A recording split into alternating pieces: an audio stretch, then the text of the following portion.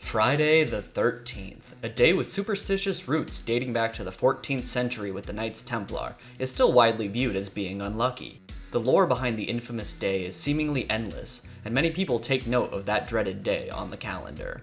And since the 1980s, one man has been associated with Friday the 13th like no other: Jason Voorhees.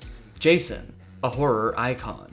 A look that's synonymous with slasher flicks. The popularity of Jason is so strong that it spawned 12 Friday the 13th movies in less than 30 years. This video is being released on Friday the 13th, and what better way to celebrate than by ranking every single Friday the 13th movie from worst to best. Messenger of God. Now, if you're feeling brave, let's take a trip to Camp Blood. Coming in dead last at number 12, Jason Goes to Hell, The Final Friday. Straight up, this movie is a disgrace. It's the 9th movie in the franchise and was the first Friday the 13th movie produced by New Line Cinema, and they weren't even allowed to use Friday the 13th in the title, hence Jason Goes to Hell. The movie intends to show the reason behind and extent of Jason's supernatural powers to disastrous effect. The 87-minute runtime feels more like 4 hours, and the plot is a cobbled together mess that feels like it was created by someone who hadn't even seen the other movies. It has bad story writing, bad acting, and bad directing, and not even an appearance from the Necronomicon from Sam Raimi's Evil Dead franchise can save it. He doesn't even go to hell until the last shot of the movie. It's a betrayal to Jason, the franchise, and fans alike. Go to hell! Number 11, Friday the 13th, A New Beginning. The 5th movie in the franchise, Friday the 13th, A New Beginning, is visual Valium. Insomniacs shouldn't fret. Turn on this movie and you'll be asleep in minutes. Coming off the successful supposed final chapter, this movie was looking to turn the series in a new direction, and boy did they beef it. Freaking beefed it big time. A New Beginning follows Tommy Jarvis, famously played by Corey Feldman in the final chapter, 5 years after his encounter with Jason. He has grown up in psychiatric institutions because of the trauma he experienced, and now it appears that another hockey mask wearing killer is on the loose. The parts of this movie that weren't an absolute snorefest are offensively idiotic, and the movie has nothing to offer the franchise in the long run. Jason isn't even in this installment. Trust me, you will be dumber by the end of this one. Number 10, Jason X. Guys, it's okay. He just wanted his machete back. Whew. Have you ever thought to yourself, hey, this camp slasher franchise should totally rip off Alien? No? Well, they did it anyway. This movie is bad, but sometimes it's bad in a campy, funny way. This is the 10th movie in the series, and the plot in and of itself sounds like a joke. After being cryogenically frozen for centuries, Jason awakens on a spaceship in the year 2455 and proceeds to murk everyone in sight. Classic Jason. We even get to see a futuristic version of him called, and I'm not kidding, Uber Jason. There's also a cameo by the famous director David Cronenberg.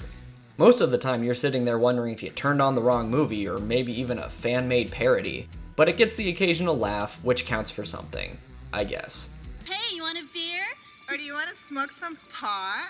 Number 9, the Friday the 13th remake from 2009. Jason? He came back. This remake, much like every other horror remake produced by Michael Bay, offers nothing new. It's not as much of a beat-for-beat remake as 2010's A Nightmare on Elm Street, but it feels like a better-looking Cliff Notes version of Friday the 13th's Part 1 through 3, even if the characters and kills are a little different. You know the drill. Horny teenagers show up in an abandoned summer camp. Masked killer stabs them with a machete. That old chestnut. You know, that old chestnut. If I could describe the Friday the 13th remake in one word, it would be uninspired. Remember when you took my virginity? Number 8, Friday the 13th, Part 8, Jason Takes Manhattan. Let's go inside the minds of the producers of the 8th Friday the 13th movie for a moment. We should put Manhattan in the title, then spend most of the film on a cruise ship. But let's be fair, the writer/director of this film wanted to have more of the set pieces and kills take place in Manhattan, but budgetary restrictions and filming location difficulties forced them to stay on a cruise ship for most of the film. And boy, does that make most of this movie pretty lame. If you've read the title, you know the plot. Jason hops on a cruise ship, taking a bunch of teenagers to Manhattan, and you guessed it, he kills them. There are a couple of moments when the characters finally get to New York that are typical campy Friday the 13th greatness, but they are too little and too late to save this shipwreck of a movie. Number 7, Friday the 13th, Part 7, The New Blood.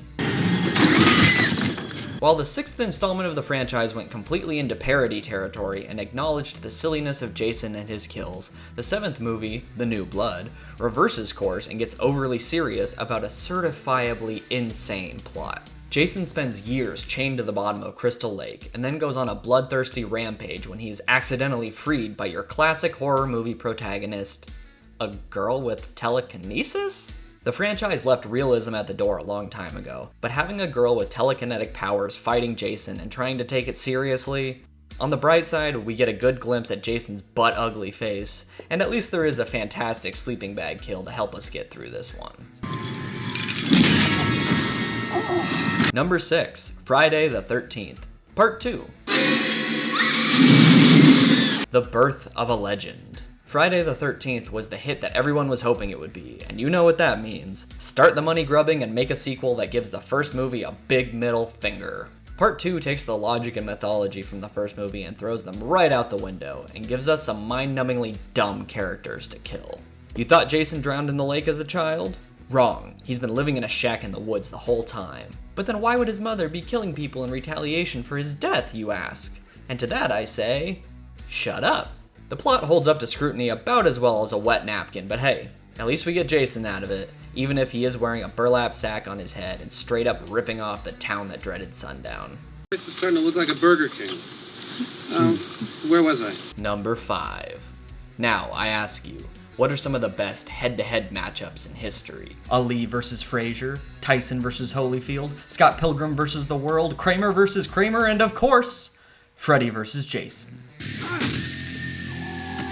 This movie is a fun mix of two iconic horror villains, with buckets of blood spilled and heads that roll, and is a pretty fun time, even if the writing is lazy and dull. New Line had been trying to get this movie made for about a decade, and as a horror and slasher fan, it's fun to watch these two heavyweights duke it out and wreak havoc in the process. The writing of the characters is cringy and offensive, and sometimes downright racist. How sweet.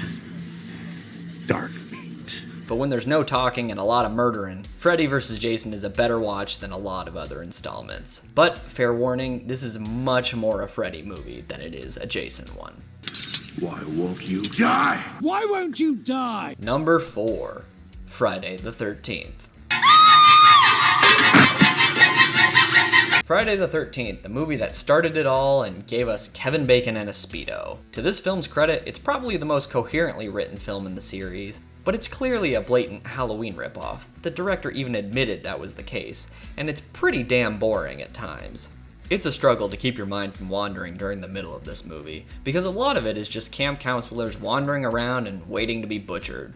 While it's technically the best written of all the Friday the 13th movies, it's definitely not the most fun. Very talented. Very pretty. Danger, Will Robinson! Danger! Number 3, Friday the 13th, Part 3. Part 3 of the Friday the 13th franchise really leaned into the 3D fad hard. The 3D bits are worthy of eye-rolling and the characters are dumb. I know, shocking. But the movie is a fun time and offers up some great kills. It's the same basic plot with slight variations. New teens are vacationing near Crystal Lake, and Jason takes issue with that. The story isn't groundbreaking, but it's the first movie in the series that seems to be having fun with the concept of Jason, and he gets his famous look with the hockey mask and the machete, and for that, all fans are eternally grateful. Sex, sex, sex. You guys are getting boring, you know that? Number 2, Friday the 13th, the final chapter. God, I'm horny. Although it's the 4th movie in the series, this is Friday the 13th as most people seem to remember it. Jason has his mask, the machete, and a thirst for blood that can't be quenched. The addition of the character of Tommy Jarvis, played by Corey Feldman, adds an extra layer to the film and gives it just a little more depth. The kills are still brutal, Jason is true to murderous form, and Crispin Glover dances like a lunatic. Can you really ask for much more? Hey, how come you turned that off? And finally, number 1, Friday the 13th Part 6, Jason Lives. Jason Lives belongs in the horror comedy Hall of Fame. The 6th movie in the franchise, Jason Lives recognizes all the ridiculous, wacky tropes of the franchise and plays on them to great effect. It delivers on the kills that the fans want to see while also poking fun at the way in which Jason operates in these films. The movie finds the perfect happy medium between humor and typical Friday the 13th scares, and you can tell that the filmmaker is a die-hard fan of the series. The title sequence is a parody of James Bond, for crying out loud. Need I say more? Jason Lives is definitely worth a watch. You little turd! And there you have it. Every Friday the 13th movie ranked from worst to best. It's been over a decade since the last time Jason graced the silver screen, so you have to wonder, what will his next movie be? Will it be a soft reboot / sequel like Halloween 2018? Will it be yet another remake? Will Jason finally fight Aquaman? My man! Only time will tell. Happy Friday the 13th, and stay safe, campers.